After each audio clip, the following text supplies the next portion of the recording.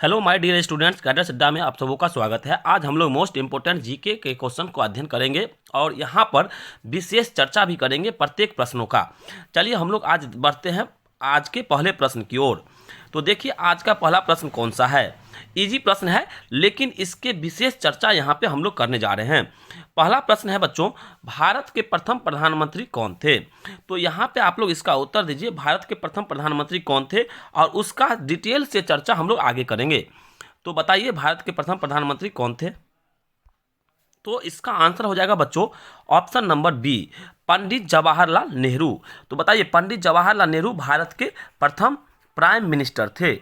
और इनके विशेष चर्चा के बारे में यहाँ पे समझिए थोड़ा सा कि इनका जन्म जो हुआ था कब हुआ था, 14 नवंबर। याद रखिएगा 14 नवंबर, ये महत्वपूर्ण हम आपको चर्चा बता रहे हैं, 1889। ठीक है, और ये 14 नवंबर को इन्हीं के जन्म दिवस पर बाल दिवस मनाया जाता है।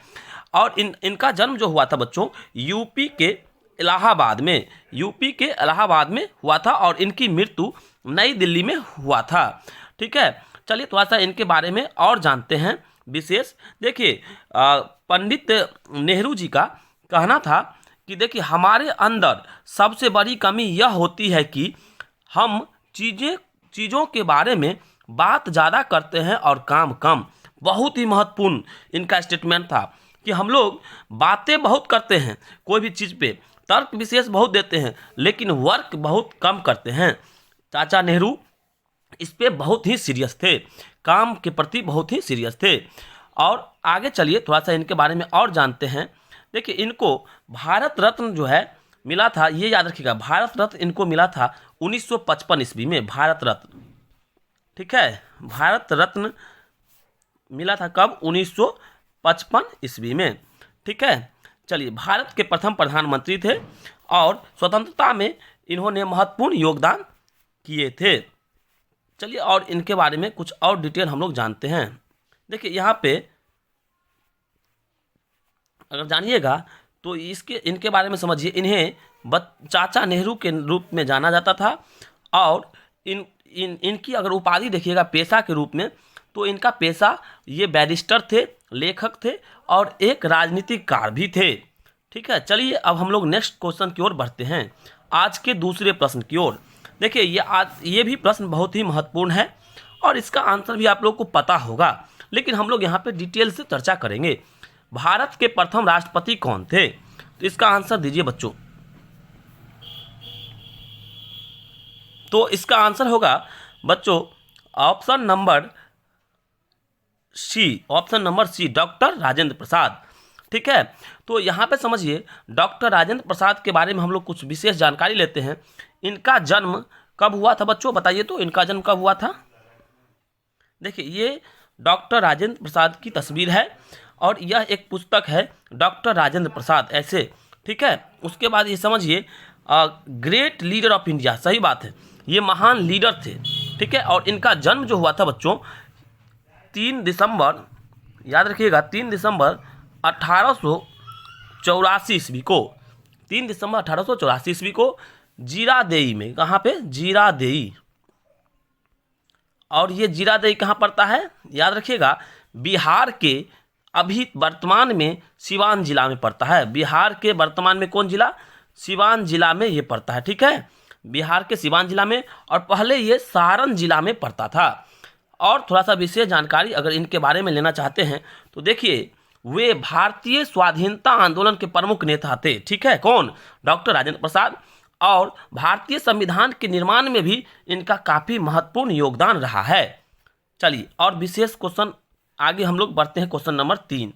देखिए थर्ड क्वेश्चन क्या है बच्चों, भारत के प्रथम उपराष्ट्रपति कौन थे। तो इसका उत्तर दीजिए फटाफट।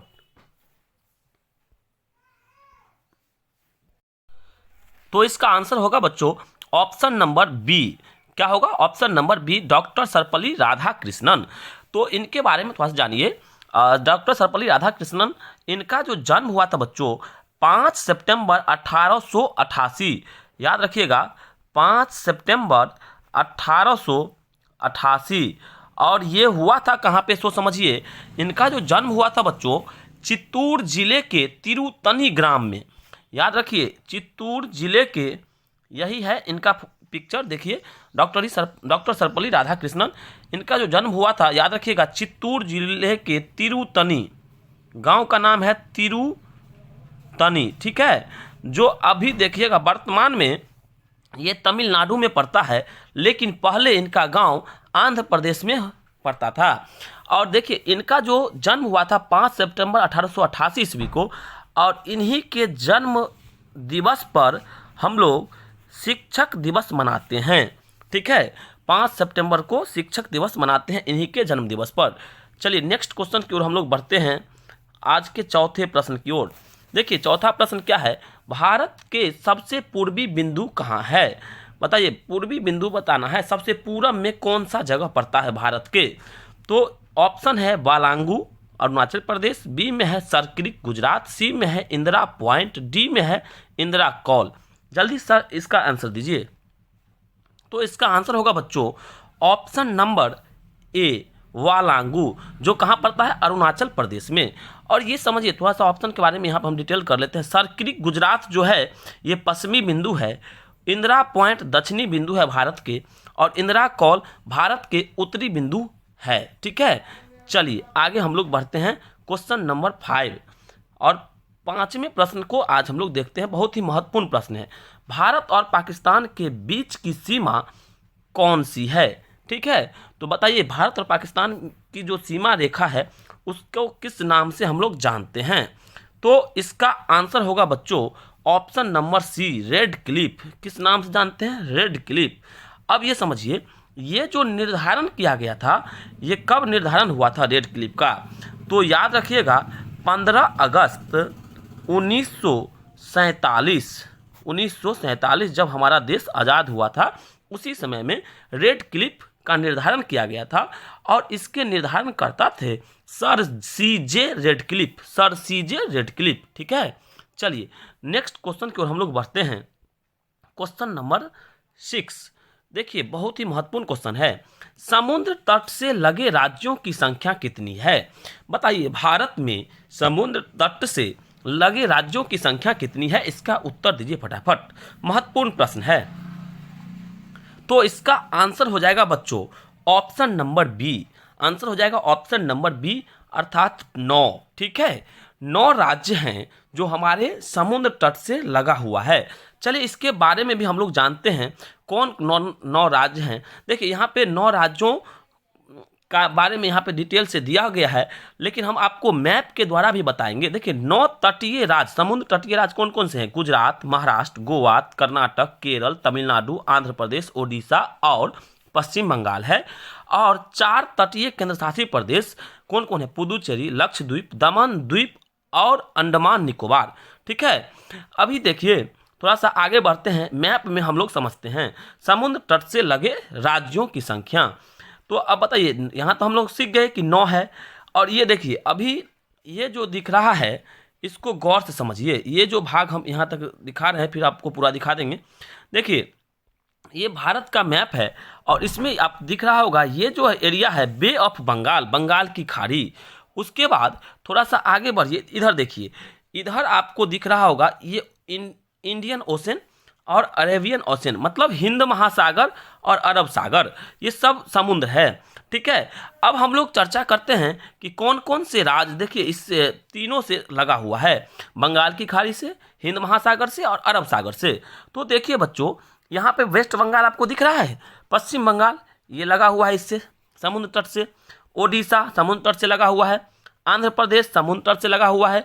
यहाँ पे देखिए तमिलनाडु, यहाँ पे दिख रहा होगा तमिलनाडु जो है यहाँ पे, ये तमिलनाडु का भाग है, ये है केरला दिख रहा होगा, ये कर्नाटक, ठीक है, महाराष्ट्र, आगे देखिए यहाँ पे ये दिख रहा होगा महाराष्ट्र, यहाँ पे छोटा सा हिस्सा जो दिख रहा हो ये छोटा सा हिस्सा गोवा का, ठीक है, ये भी हमारे भारत के राज्य हैं, और ये जो हिस्सा दिख रहा है गुजरात का, ठीक है। तो टोटल कितने हो गए? 9, टोटल 9 राज्य जो हैं समुद्र तट से लगा हुआ है। चलिए हम आशा करते हैं कि आप लोग इसको समझ गए होंगे। नेक्स्ट क्वेश्चन की ओर हम लोग बढ़ते हैं। अब देखिए आज के 7वें प्रश्न देखिए, 7th नंबर क्वेश्चन बहुत ही इंपॉर्टेंट क्वेश्चन है, विश्व स्वास्थ्य दिवस कब मनाया जाता है? इसका आंसर दीजिए। तो इसका आंसर होगा बच्चों ऑप्शन नंबर सी 7 अप्रैल। विश्व स्वास्थ्य दिवस कब मनाया जाता है? 7 अप्रैल को। ठीक है, चलिए नेक्स्ट क्वेश्चन की ओर हम लोग बढ़ते हैं। क्वेश्चन नंबर 8, लिंगराज मंदिर कहाँ स्थित है? कौन सा मंदिर के बारे में बोला है? लिंगराज मंदिर कहाँ स्थित है? तो इसका आंसर होगा बच्चों option number A, Bhubaneswar Odisha में पड़ता है। कहाँ पड़ता है? ओडिशा में। चलिए नेक्स्ट क्वेश्चन की ओर बढ़ते हैं, और ये भी अच्छा प्रश्न है। तुलबुल परियोजना किस नदी पे है? इसका उत्तर दीजिए फटाफट। तो इसका आंसर होगा बच्चों option number D, Jhelum. Tulbul परियोजना किस नदी पे है? झेलम नदी पे। और याद रखिएगा ये जम्मू एंड कश्मीर में पड़ता है। कहाँ पड़ता है? जम्मू एंड कश्मीर में। चलिए नेक्स्ट क्वेश्चन की ओर हम लोग बढ़ते हैं। आज के लास्ट क्वेश्चन है और महत्वपूर्ण प्रश्न है, पानीपत की दूसरी लड़ाई कब हुई? तो बताइए पानीपत की दूसरी लड़ाई कब हुई बच्चों? इसका आंसर फटाफट दीजिए, बहुत ही महत्वपूर्ण प्रश्न है। तो इसका आंसर होगा बच्चों ऑप्शन नंबर बी, 1556 ईस्वी। और याद रखिएगा पानीपत की जो दूसरी लड़ाई हुई थी अकबर और हेमू के बीच में। किसके किस बीच में? याद रखिएगा अकबर वर्सेस हेमू। ठीक है, अकबर और हेमू के बीच में हुई थी। और याद रखिएगा 1526 ईस्वी में पानीपत की पहली लड़ाई हुई थी। पानीपत की पहली लड़ाई हुई थी। ठीक है, तो यहाँ तक आप लोग आज समझ पाए होंगे। आशा करते हैं कि आपको वीडियो अच्छा लगा होगा। तो इसे लाइक, सब्सक्राइब और शेयर अवश्य करें। धन्यवाद।